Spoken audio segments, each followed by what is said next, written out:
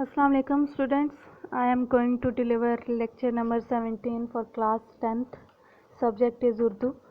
مولانا حسرت موہانی کی پہلی غزل ہم لوگوں نے سٹارٹ کی ہوئی تھی اور ایکسرسائز کے جو پہلے 2 سوالات تھے وہ ہم لوگوں نے کر لیے تھے. آج تیسرے سوال سے ہم لوگ اپنی ایکسرسائز سالو کرنا سٹارٹ کریں گے. تیسرا سوال ہے، حسرت موہانی کی غزل کے متن کی روشنی میں درست جواب پر نشان لگائیں. ٹھیک ہے، ایم سی کیوز ہیں ہمارے پاس. ہم لوگوں نے ان میں سے جو کریکٹ آپشن ہے وہ سلیکٹ کرنا ہے. پہلا ایم سی کیو ہے ہمارے پاس، کون سی چیز راحت فضا ہو گئی ہے؟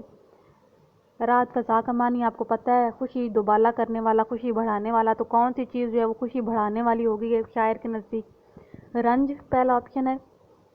رنج ہوتا ہے دکھ یا غم کے معنوں میں لے سکتے ہیں. سیکنڈ آپشن ہے مصیبت. تھرڈ ہے ناکامی. اور 4 ہے حسرت. حسرت کا معنی ہوتا ہے آرزو. تو ہم لوگوں نے غزل میں پڑھا ہے کہ مصیبت بھی راحت فضا ہو گئی ہے. تو سیکنڈ آپشن جو ہے مصیبت، یعنی کہ مصیبت جو ہے وہ راحت فضا ہو گئی ہے. Second option will be the correct one. Next ہے، شاعر نے کس چیز کو رہنما ٹھہرایا ہے؟ یعنی کہ وہ کون سی چیز ہے جو اسے راستہ دکھانے والی بن گئی ہے؟ وہ وصل محبوب ہے، محبوب کی تمنا ہے، واعظ کی نصیحت ہے، یا پھر غم روزگار ہے؟ تو محبوب کی جو تمنا ہے وہ شاعر نے محبوب کی تمنا کو اپنا رہنما قرار دیا ہے. ٹھیک ہے، سو محبوب کی تمنا سیکنڈ آپشن جو ہے یہ اس کا سلیکٹ کریں گے ہم لوگ. نیکسٹ ہے، کون سا راستہ ہے جہاں باد سر سر صبا ہو گئی ہے؟ باد سر سر یعنی کہ تیز آندھی. کون سے راستے میں باد سر سر صبا ہو گئی ہے؟ پہلا آپشن ہے راہ محبت، دوسرا ہے دیار وفا، تیسرا ہے رہ دیار غیر، اور چوتھا ہے راہ وفا. تو دیار وفا ہم لوگوں نے شعر پڑھا تھا، یہ وہ راستہ ہے دیار وفا کا جہاں باد سر سر صبا ہو گئی ہے. تو دیار وفا جو سیکنڈ آپشن ہے اس کا ہم لوگ وہ سلیکٹ کریں گے. لاسٹ ایم سی کیو ہے ہمارے پاس کہ انتہا تک پہنچنے کی شرط کیا ہے؟ پہلا آپشن ہے ابتدا کرنا، دوسرا ہے جید مسلسل، تھرڈ ہے ایثار، اور چوتھا ہے چاہت اور محنت. تو اس میں سے جو پہلا آپشن ہے شاعر نے ہمیں بتایا تھا کہ پہنچ جائیں گے انتہا کو بھی حسرت جب اس راہ کی ابتدا ہو گئی ہے.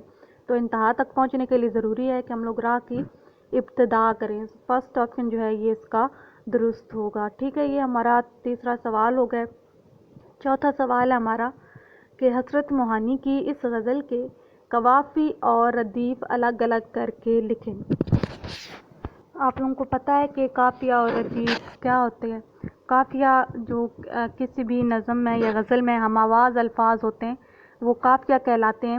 اور ردیف کیا ہوتی ہے؟ ردیف وہ الفاظ ہوتے ہیں جو کہ شاعر اپنی غزل یا پھر نظم کے ہر شعر کے آخر میں جو ہے وہ دہراتا ہے. ٹھیک ہے، تو جو ایک جیسے الفاظ دہرائے جا رہے ہوں وہ ردیف کہلاتے ہیں. اور ردیف اگر ہو کسی بھی غزل میں یا نظم میں تو پہلا جو شعر ہوتا ہے اس کے دونوں مصرعوں میں ردیف ہوگی، اور پھر جو باقی غزل کے بچیں کے اشعار ان کے دوسرے مصرع میں جو ہے وہ ردیف ہوتی ہے. ٹھیک ہے، اور ردیف کیا ہوتی ہیں؟ جو ایک جیسے الفاظ، سیم الفاظ ہر مصرع کے آخر میں شاعر دہراتے ہیں. ٹھیک ہے، تو یہ جو غزل ہم لوگوں نے پڑھی ہے اس کے قوافی اور ردیف کیا ہوں گے ہم لوگ دیکھتے ہیں کہ یہاں پر پہلا شعر ہے، مصیبت بھی راحت فضا ہو گئی ہے، تیری آرزو رہنما ہو گئی ہے. ٹھیک ہے، اب آپ لوگ اس شعر میں دیکھیں گے کہ وہ کون سے الفاظ ہیں. سب سے پہلے ردیف ڈھونڈیں گے اس میں، جو کہ اس شعر کے دونوں مصرعوں میں، پہلے میں مصرع میں بھی اور دوسرے مصرع میں بھی دونوں بار جو ہیں وہ دہرائے جا رہے ہیں. تو اس میں ہو گئی ہے اور پھر نیچے ہو گئی ہے. ٹھیک ہے، تو اٹ مینس کہ ہو گئی ہے یہ ہماری ردیف ہے غزل کی. ٹھیک ہے، اور قافیہ جو ہے وہ ہمیشہ ردیف سے پہلے آتا ہے. تو پہلے دیکھیں گے کہ اس میں کون سے جو ہیں وہ الفاظ ہم آواز ہیں، وہ ہے فضا اور رہنما. ٹھیک ہے، فضا اور رہنما ہمارا یہ قافیہ ہو گئے، یہ ہم آواز الفاظ ہیں، اور ہو گئی جو ہے یہ ہماری ردیف ہے اس غزل کی. ٹھیک ہے، آپ لوگ دیکھیں کہ باقی جتنے بھی اشعار ہیں ان کا جو سیکنڈ مصرع ہے اس میں یہ ہو گئی ہے دہرایا جا رہا ہے. دیکھ جہاں باد سر سر صبا ہو گئی ہے، ہو گئی ہے، اس طرح آگے نیچے یہ ہو گئی ہے جو ہے وہ بار بار دہرایا جا رہا ہے. تو یہ ہماری ردیف ہے، اور قافیہ ردیف سے پہلے آئے گا تو باقی قافیہ بھی اس میں سے ڈھونڈ لیتے ہیں۔ پہلے مصرے میں فضا، رانما، دن، وفا، صبا، عطا، خطا اور انتہا اور ابتدا، ٹھیک ہے، یہ ہمارے اس غزل کے قافیہ الفاظ ہیں، ٹھیک ہے۔ یہ ہمارا چوتھا سوال تھا۔ پانچواں سوال ہمارے پاس، غزل کے تیسرے شعر اور مقطع کی تشریح کریں۔ یہ ہمارا آلریڈی تشریح ہو گئی ہے۔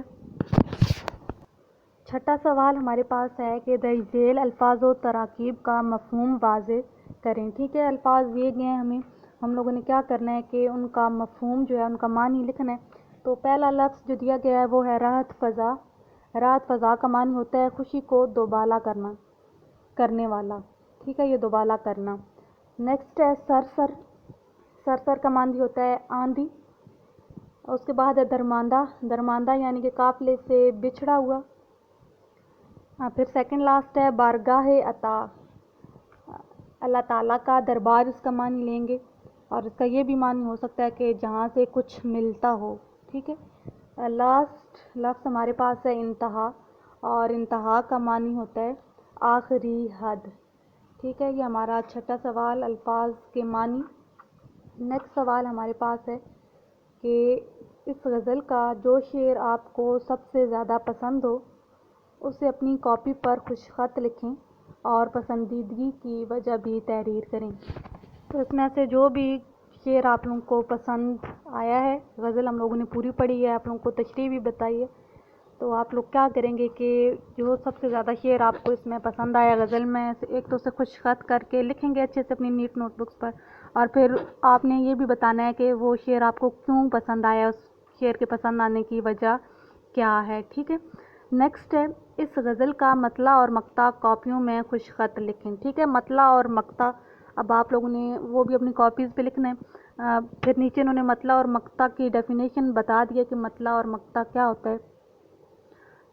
مطلع کی ڈیفینیشن انہوں نے لکھی ہے کہ مطلع کے معنی جو ہیں وہ طلوع ہونے کی جگہ کے ہیں، ٹھیک ہے۔ اصطلاح میں کسی غزل یا قصیدے کے پہلے شعر کو مطلع کہتے ہیں، ٹھیک ہے۔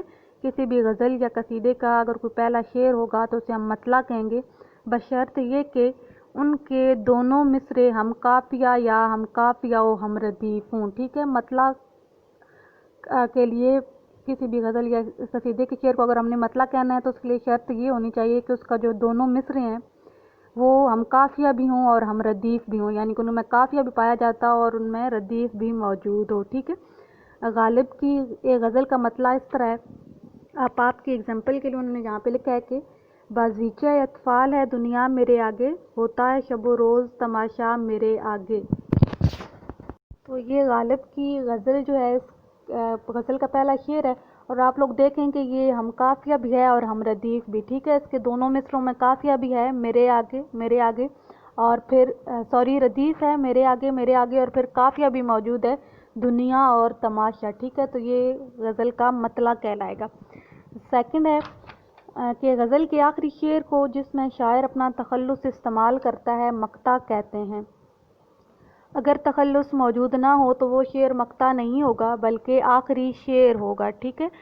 آپ لوگوں کو پہلے بھی بتایا ہوا ہے کہ اگر شاعر جو ہے وہ اگر تو غزل میں اپنا تخلص استعمال کرتا ہے آخری شعر میں تو تب وہ مقطع کہلائے گا، اگر نہیں کرتا تخلص استعمال تو وہ مقطع نہیں کہلائے گا بلکہ وہ صرف آخری شعر کہلائے گا۔